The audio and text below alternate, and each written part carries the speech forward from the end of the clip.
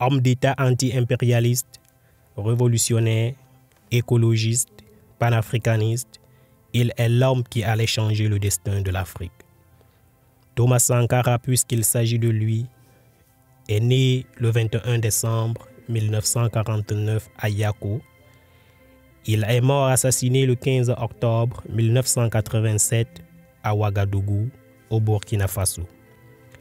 Après ses études primaires et secondaires, Thomas Isidore Noël Sankara intègre l'école militaire préparatoire de Ouagadougou. À la fin des années 1960, en compagnie de Blaise Compaoré, il suit une formation à l'EMIA, l'école militaire interarmes de Yaoundé au Cameroun.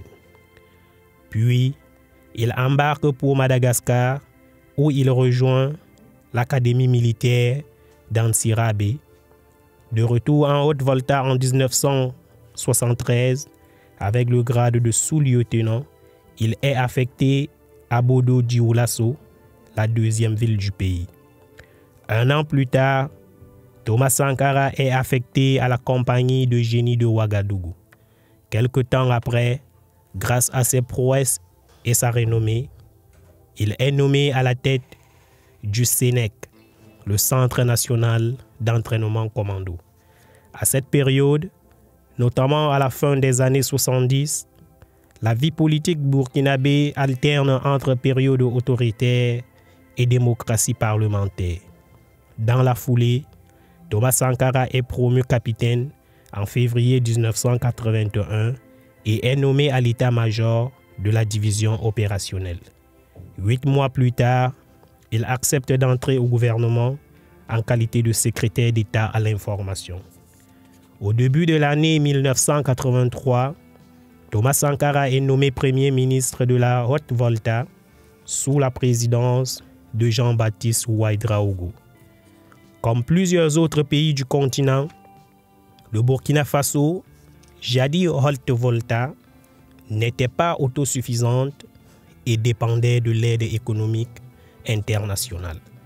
Partant de ce constat, Thomas Sankara se sentait investi d'un devoir, celui de faire la révolution, qui consiste à mettre en place une véritable économie nationale et à libérer le pays de la domination extérieure, tant sur le plan politique qu'économique. C'est ainsi que le jeune capitaine de 33 ans accédera au pouvoir en août 1983 suite à un coup de force sans effusion de sang. Lui qui occupait jusque-là les fonctions de Premier ministre et qui, quelques mois avant, notamment au mois de juin de la même année, avait été mis aux arrêts par le président Jean-Baptiste Ouédraogo, qui le soupçonnait de comploter avec la Libye pour le renverser. Une fois au pouvoir, Thomas Sankara ne va pas se limiter à œuvrer pour le seul bien-être du Burkina Faso. Il veut voir l'Afrique tout entière émerger. Il critique avec véhémence les injustices de la mondialisation, la place démesurée occupée dans l'économie mondiale par des institutions telles que le FMI ou encore la Banque mondiale. Nous la gardons notre misère, nous acceptons de nous reconnaître comme tels, mais nous nous imposons de lutter contre cela, contre cette situation, parce que rien n'est immuable. Il dénonce et fustige le poids de la dette des pays pauvres. Qui ici ne souhaite pas que la dette soit purement et simplement effacée? Celui qui ne le souhaite pas, il peut sortir, prendre son avion et aller tout de suite à la Banque mondiale payer.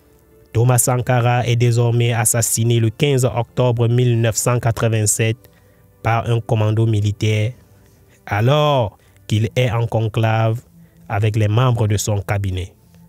Alouna Traoré sera le seul survivant de cette tragédie.